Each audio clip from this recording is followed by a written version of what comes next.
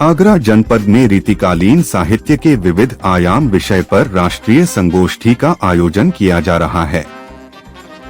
संगोष्ठी की संयोजिका डॉक्टर अंकिता तिवारी ने बताया कि रीतिकाल को हिंदी साहित्य में हमेशा उपेक्षित रखा गया है और इसे दरबारी एवं अतिशयोक्ति के खाते में शामिल कर दिया गया। इससे साहित्य के अविरल प्रवाह से निःसृत सहज प्रेम भाव की कोमलता एवं सृजन की उत्कृष्टतम स्वरूपों आदि का तटस्थ मूल्यांकन नहीं हो सका है। सत्ता के अवसान को साहित्य का अवसान मान लिया गया और रीतिकाल को अंधकार काल घोषित कर दिया गया, जो कि अनुचित है। इन सभी बिंदुओं पर स्वस्थ मानसिकता से संवाद को आमंत्रित करने के लिए इस राष्ट्रीय संगोष्ठी का आयोजन किया जा रहा है। प्राचार्य वंदना अग्रवाल ने बताया कि संगोष्ठी में देश के विभिन्न प्रमुख शहरों के विद्वान एकत्रित होंगे, जिससे संवाद की अनेक दिशाएं खुल सकेंगी। वाराणसी, प्रयागराज, लखनऊ, अरुणाचल प्रदेश, दिल्ली, कुशीनगर, कपिलवस्तु, ललितपुर आदि स्थानों से विद्वतजन इस संगोष्ठी में शामिल होंगे।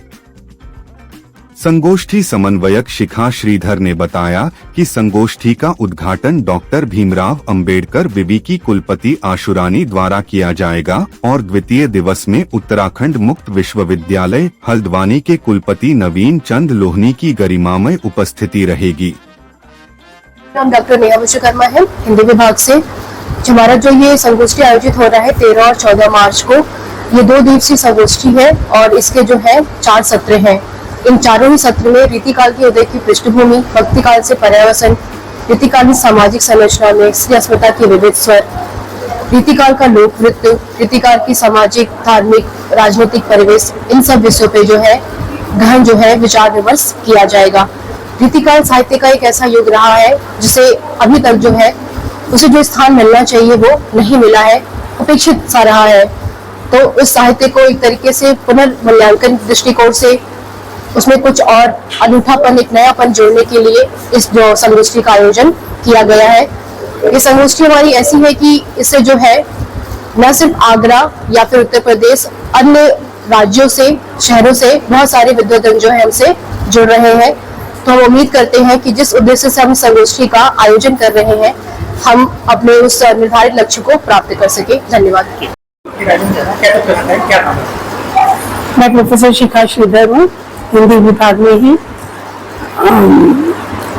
पूरे विभाग की ओर से और सर्वाधिक प्रयास करे गए हमारे विभाग के इन हमारी छोटी बहनों के साथ में मिलकर, तो रीतिकालीन काव्य के विविध आयाम विषय पर जो संगोष्ठी होने जा रही है, मुझे उम्मीद है कि उस संगोष्ठी में लोग बहुतायत मात्रा में प्रतिभागिता करेंगे और आगरा जनपद से बाहर के मथुरा, हाथरस, एटा, अलीगढ़, कई जगह से हमारे लोगों को, इलाहाबाद बल्कि बनारस से भी कई विद्वान भी हमारे यहाँ आ रहे हैं और उन विद्वानों को जब हमारे शोधार्थी विद्यार्थी सुनेंगे तो अवश्य ही विषय पर उनकी पकड़ मजबूत होगी और जो आने वाले भविष्य के लिए बहुत ही सार्थक सिद्ध होगी। संगोष्ठी की संयोजिका हूँ।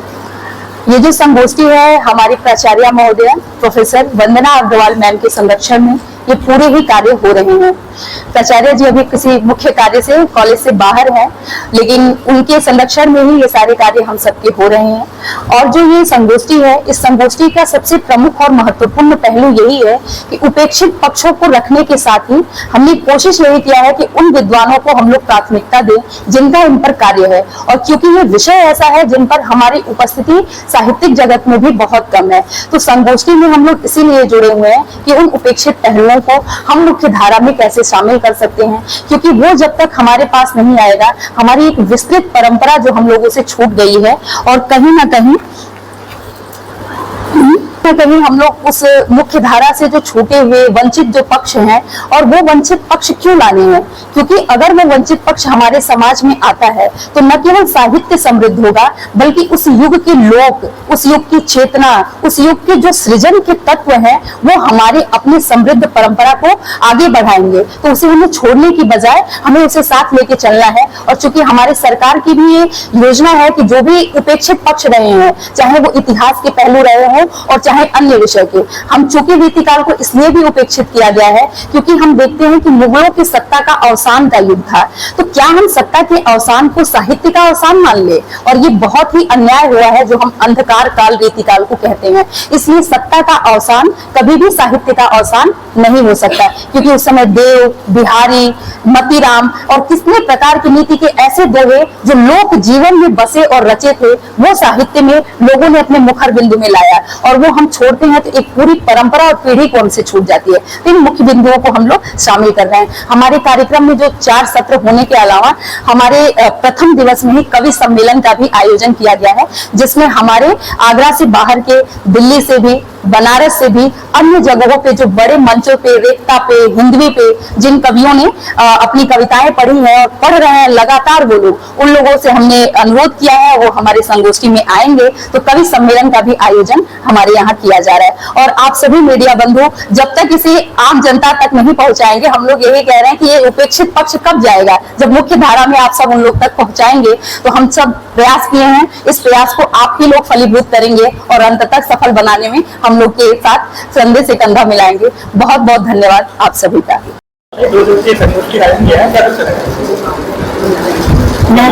मैं अपना सबसे पहले अपना परिचय देना चाहूंगी आपको।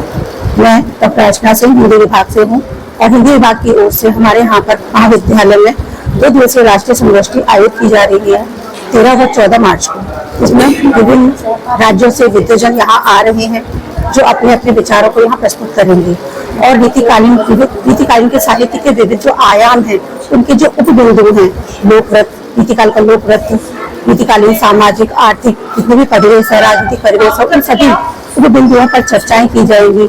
और उन चर्चाएं जो अभी तक जिन पर चर्चाएं नहीं की गई हैं, उन सभी चर्चाओं पर यहाँ पर बिंदु पर चर्चाएं की जाएंगी।